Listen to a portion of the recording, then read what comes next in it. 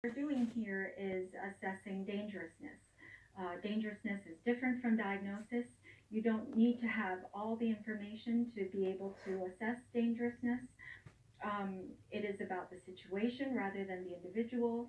It is about basically the person and the influence they have and the access to weapons that they have.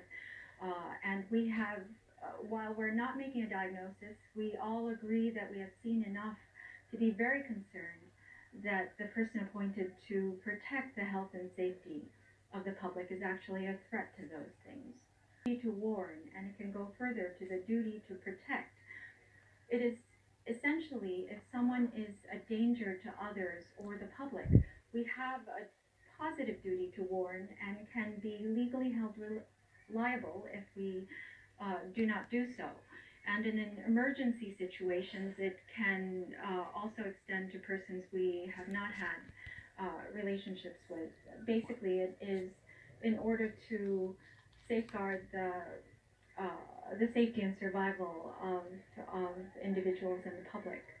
In any other situation, mental health professionals are often called upon to respond to emergency situations. We have the legal authorization in all 50 states to incapacitate an individual if necessary, remove them from access to weapons, and then what that calls for is a full evaluation, which might then include diagnoses.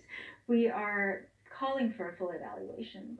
Essentially, there's nothing to exclude the president from the actions that we would normally take with legal authorization.